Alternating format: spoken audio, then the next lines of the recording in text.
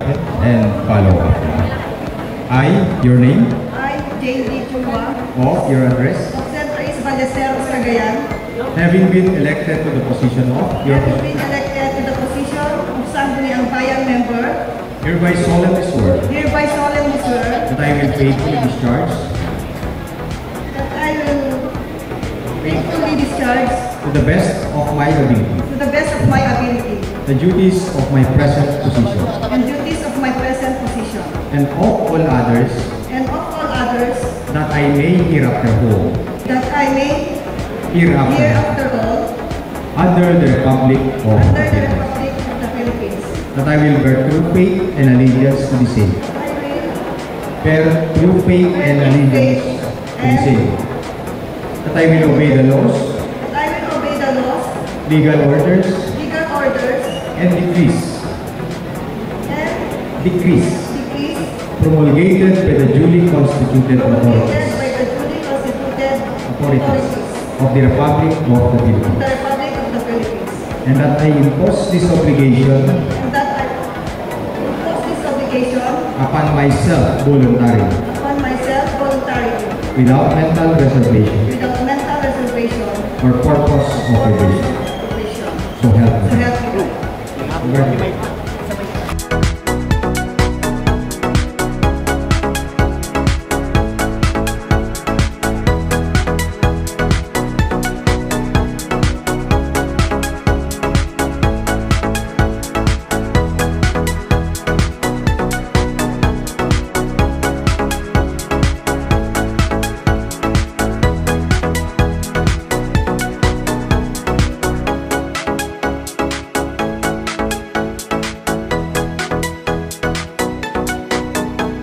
So,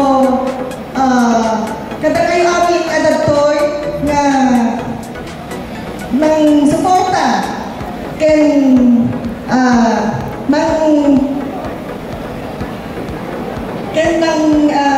botos kanya katagyaman ng unay na napasakta pagkasapan ng kanin nga nagsubli nga SB member. Thank you very much po. Thank you very much, SB. And now, may we also welcome Honorable Alwin Ramirez. Raise your right hand and follow after me. I, your name? I, Alwin Ramirez. Of your address? Of St. Trace Ballesteros, Cagayan. Having been elected to the position of? Having been elected to the position of Sangguniang Bayan member. Hereby solemnly swear. Hereby solemnly swear. That I will faithfully discharge. That I will faithfully discharge. To the best of my ability. To the best of my ability. The duties of my present position. The duties of my present position. And of all others. And of all others. That I may hereafter hold. That I may hereafter hold. Under the Republic of the Philippines. Under the Republic of the Philippines. That I will bear true faith. That I will bear true faith. And allegiance to the same. And allegiance to the same. That I will obey the laws. That I will obey the laws. Legal orders. Legal orders. And decrees. And decrees. Promulgated by the duly constituted authorities. Promulgated by the duly constituted authorities. Of the Republic of the Philippines. And that I impose this obligation. And that I impose this obligation. Upon myself voluntarily. Upon myself voluntarily. Without mental reservation. Without mental reservation. For purpose of evasion. So help me God. So help me God.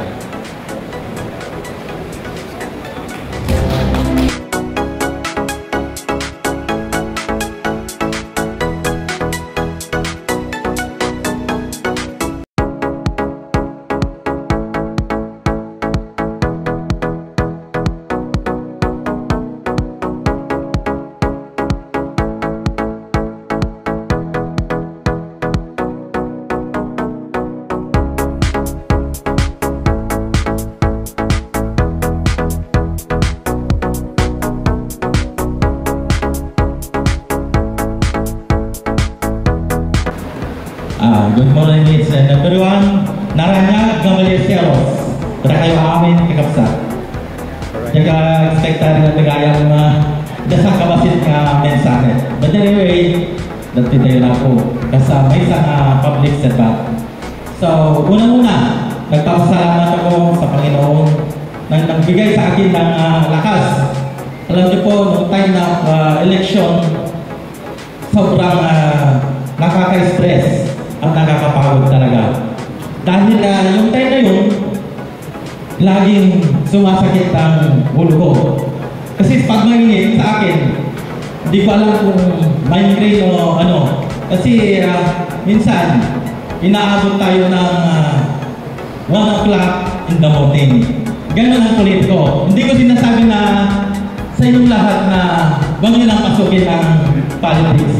Pero, ganun talaga. And of course, nagpapasalamat ako sa pamilya ko.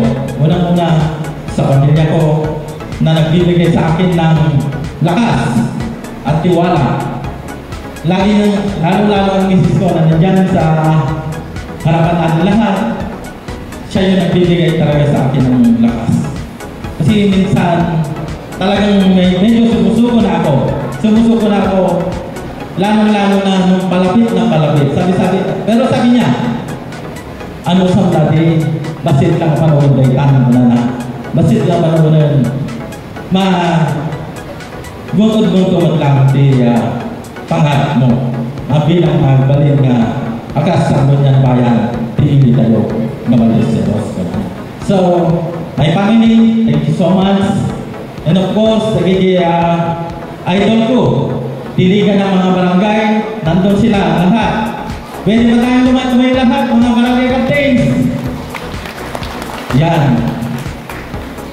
Maraming salamat sa inyong lahat kasi nabayag niyo pinagdiling ni Batyano ng malatan kung sino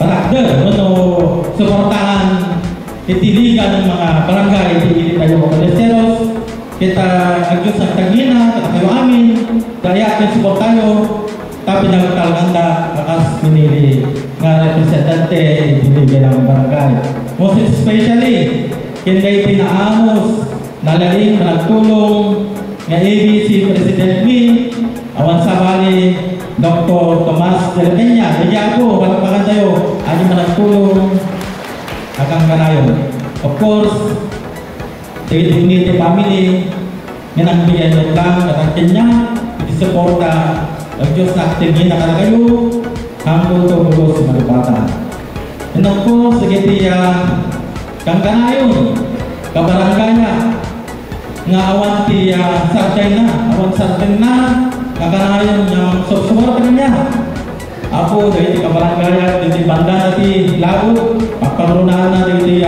barangay Central West pagsipot pa hindi nagbalintak na barangay captain at tagayon ako nasisiporta kanya ang Diyos na kagin naman yan dito kabarangay Central West maglaplapusan at nangyari. And of course, sa itiya teaching staff, di elementary man, in high school, amok, ako, unay, nata kayo, di mayisa, nata kayo amin, tinagpupusuan, kapag nagyanan ko. And of course, kayo amin, nga kaligyan, itihili, nga maliseros. Hanggang tumulos, masuk subadan, dahil di ayat, in-support tayo, itihili ng motibiyan. Ang Diyos at tagin niya, once again, kaya kayo amin, kaya sa Balisteros. God bless us all. Thank you so much. Thank you so much, honorable leaders, and congratulations. And now we also have Honorable Catalino Acosta.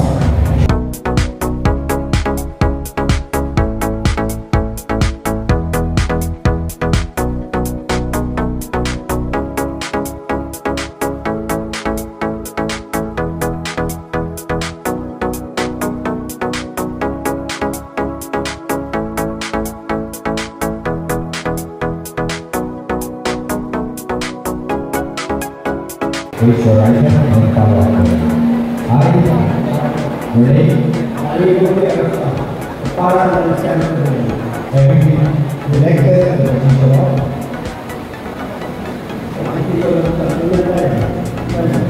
Hereby solemnly swear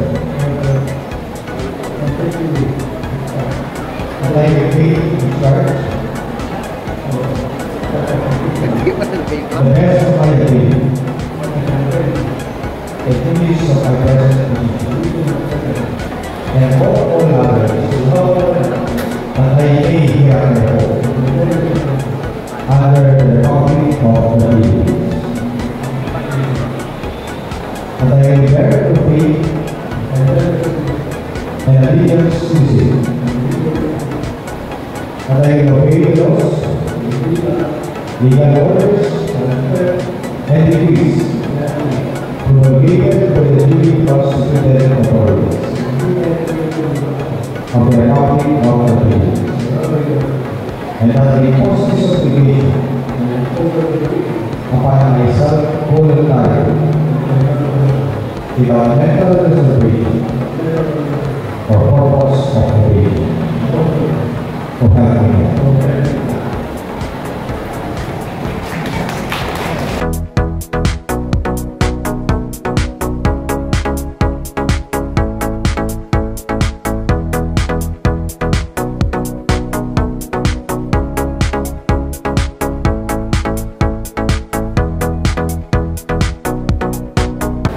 Palakpakan tayo kami na po. Palakpakan ba niya po kayo? Ako kayo, Robert Galino. Kagidikat ko ang kasangkunyang bayan. Agyang lamang kami ang kayo, titutulong nyo kami kami. Hamin itong mabaybayan na luwag na ito na. Kaano na? Kaya ka, lagi pinyo. Kaya pinyo, kada kayo. Ayaw dito kayo amin na balisa raw. Tagabalisa raw. Take out, palakpakan tayo kami na po.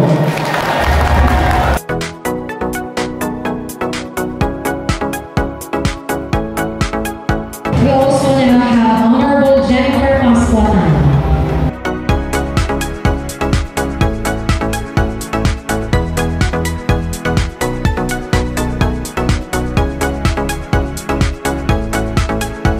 Raise your right hand and follow on. I, your name, Jennifer Pascuatan of St. Louis Ballesteros, Cagayan, having been duly elected to the position of Sangguniang Bayan member, hereby solemnly swear that I will faithfully discharge to the best of my ability the duties of my present position and of all others that I may hereafter hold under the Republic of the Philippines. That I will bear true faith and allegiance to the same. That I will obey the laws, legal orders, and decrees promulgated by the duly constituted authorities of the Republic of the Philippines. And that I impose this obligation upon myself voluntarily, without mental reservation or purpose of evasion. So help me God.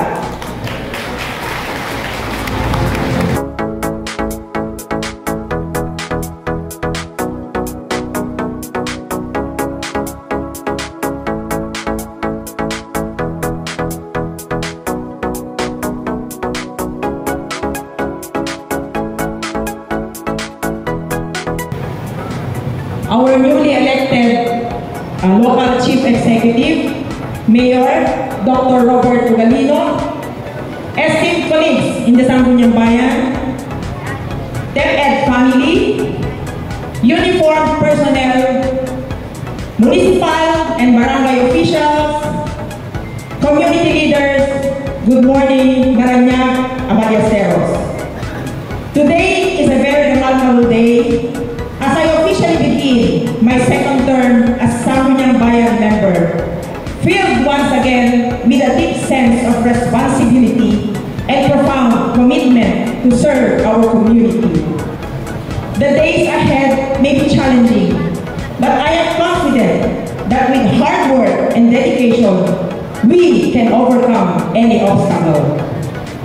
Let us remember that our strength as a municipality lies in our unity. Let us work together hand in hand for the betterment of Ballesteros. Let us serve with purpose, live with compassion, and act with unity. Lipatan tayo ni politika, agkay-kaysa tayo, at tinulong tayo para ito masayatan. Di tayo mga Ballesteros. Diyos ang hina, kanyan pagmabigat tayo kami.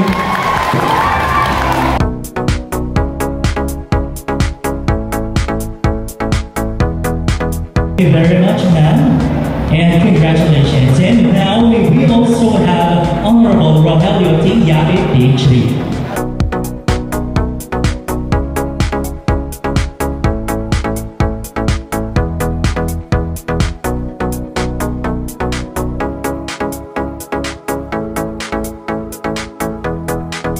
Raise your right hand and follow after me. I, your name, I, Rogelio Eduardo Yabe, of your address, of Cabarita West, Ballesteros, Cagayan, having been elected to the position of Sangguniang Bayan member, hereby solemnly swear that I will faithfully discharge to the best of my ability the duties of my present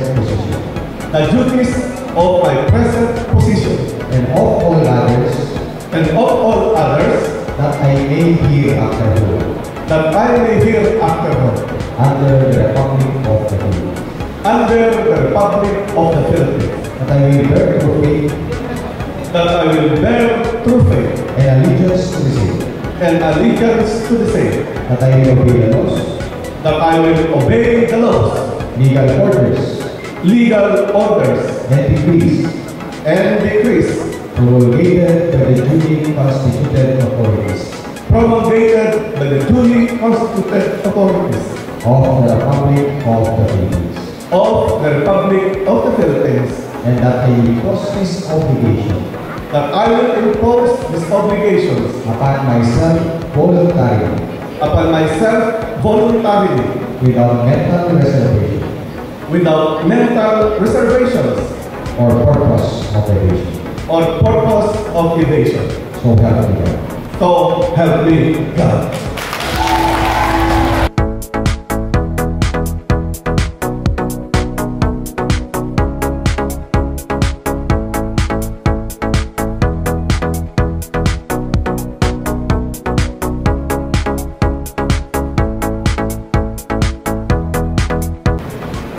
One Cagayan, one Ballesteros,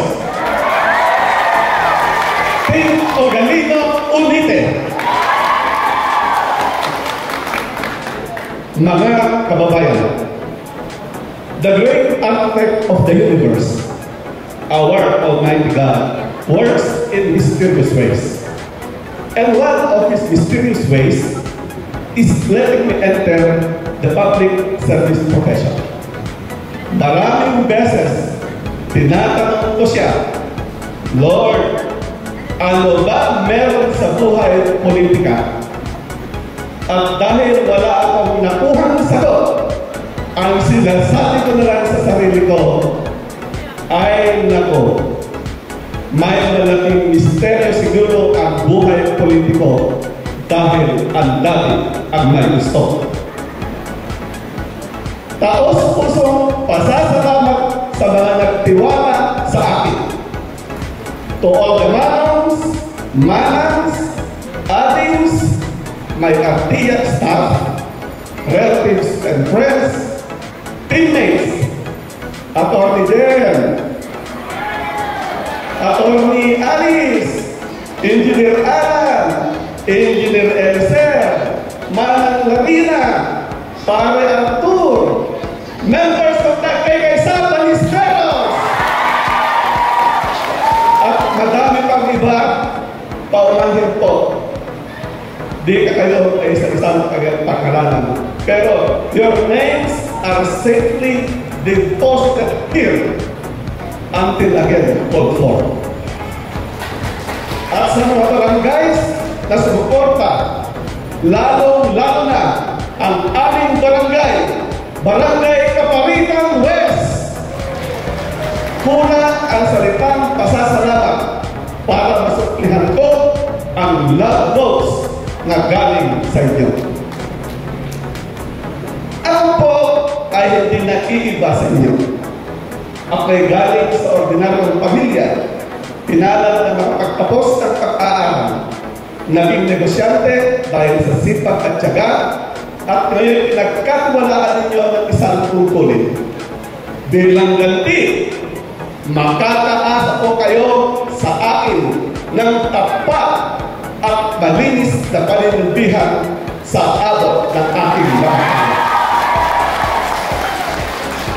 Nandito po ako ngayon sa inyong harapan para maging boses, maging solusyon at masasandalan sa mga problema kinakaharap at haharapin lalo na sa usaping serbisyo ng gobyerno.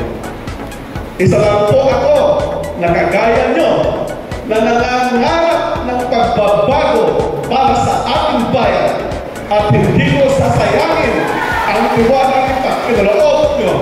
Gagawin ko ng may paninindigan at malasakit ang pwesto na ito. Aking maaalala noong kasagsagan ng kampanya, may isang lola na aking nakasalamuhan. Wala na siyang kasama sa bahay, kundi ang kanyang dalawang apo. Habang ang mga apo ay nasa paaralan, trabaho niya ang naghahabi ng balik mula sa mga lumang dahon ng nyog. Isang araw, napansin daw ng kanyang apo na ang balik na kanilang ginagamit ay may sira sa gitna. Luma na, may punit, at sabi daw ng apo, Lola, itapon na natin ito, bibili na tayo ng bago. Ngunit ang sagot daw ng Lola sa apo ay ito, Anak, ang balik na ito kahit may pilas ay maayos pa kung pagsama-samahin natin ang mga iblang. Hindi laging bago ang sagot. Madali lang ayusin. Ang solusyon, pagtutumpunin, pag-isa-isahin ang mga ugat at ang pag-aruga. Ang ating bayan ay parang balik. Minsan, may sira, may hindi pagkakaintindihan, may magkakaibang kulay, opinyon o paniniwala. Pero kung magtulungan tayo, mga halal na opisyal at mga mamamayan, maaari natin iayos ang anumang pilas at gawing matibay ang balik na magiging sandigan ng bawat pamilya ng ating bayan. Bilang kasama po ng Sangguniang Bayan, ang pangunahing tungkulin ay gumawa ng mga lokal na batas, aprobahan ang budget ng bayan at tiyakin lahat ng desisyon ay para sa ikabubuti ng nakakarami. Hindi ito madali. Hindi ito paligsahan ng galing. Sana lang maisamtabi ang pansariling interes ng mga mayorya sa konseho at pusong suportahan ang mga plano ng bagong administrasyon ng may respeto at tangan. Asahan niyo pong dala-dala ko ang boses ng ibang sektor ng ating bayan, ang pangarap ng mga kabataan at ang sigaw ng mga ina at ama na naghahanap ng mas maayos na kinabukasan para sa kanilang mga anak. Sa ating panunungkulan, hindi ko po ipagmamayabang na kaya kong gawin ang lahat. Pero, kaya kong maging tapat. Kaya kong makinig. At kaya kong manindigan para sa tama. Dala ko ang panata na hindi ako maging tipi sa harap ng mali. At hindi rin ako magiging bingi sa hinaing ng mas. Ako po ay narito hindi para ipilit ang gusto ko, kundi para igalang ang gusto ng nakakaraming SB member. Isang SB member na bukas ang tainga, tapat ang puso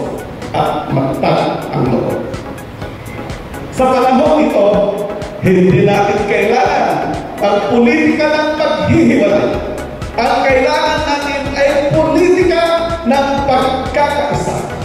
Mga kababayan, ang tunay na kapunlan ay hindi galing sa isang tao. Galing ito sa pagkakaisa. Hindi ako, hindi kami, hindi kayo, kundi tayo. Kahit iba-iba ang aming pinanggalingan, ating pinanggalingan o trabaho, mangingisda, guro, estudyante, magsasaka, kasambahay, doktor, master, carpintero, janitor, OFW, driver o negosyante. Iisa lang ang ating adhikain. Ang umanad, ang balisteros na walang naiiwan.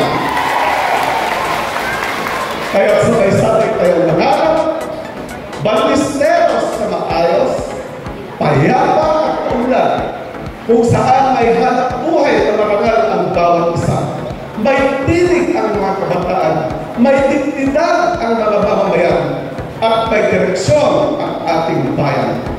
Katulad ng dating ni Lola, kahit may pilas, ay muling maging buo dahil may nag-ayos, may nag-alaga, at may nagtiwala.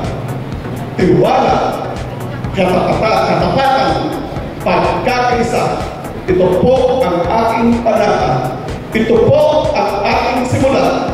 Ito po ang ating mahal na bayan ng Balisteros. Ito po ang simula ng bagong yugto.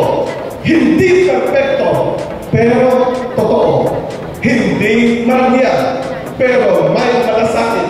Sama-sama, sabay-sabay natin harapin ang hamon at abutin ang pangarap. Kailangan po namin kayo. Kailangan natin ang isa't isa. Sa bawat sulok ng Balisteros na madilim dahil sa kahirapan, kakulangan o kawalan ng pag-asa. Gusto po namin maging liwanag, pero hindi kami sapat. Kung bawat isa sa atin ay nagpapalaganap ng kahit kaunting liwanag sa salita, sa gawa, sa malasakit, bawat silong ng ating bayan ay magiging tahanan ng pag-asa at makamtan natin ang salita na ralya ang Balisteros. Mabuhay ang Balisteros! Sama-sama tayo magsindi ng liwanag para sa mas maayos na Balisteros, para sa mas matatag na kinabukasan para sa ating lahat. To all our Latin families who are in attendance, the first family, the family of SD Akon Caliana, SD AJ, SD Lauren, SD Jingle, SD Taring, SD Ali, SD Jane, and my own family, my beautiful and caring wife Gina, my two wonderful children, Mr. Tia and Elder Will, and my favorite apo, Chloe, brethren, and most especially all of the loving people of Balisteros. Warm greetings, a blessed and a gentle day. Maraming salamat at mabuhay tayong lahat. Diyos ka ina, Balisteros.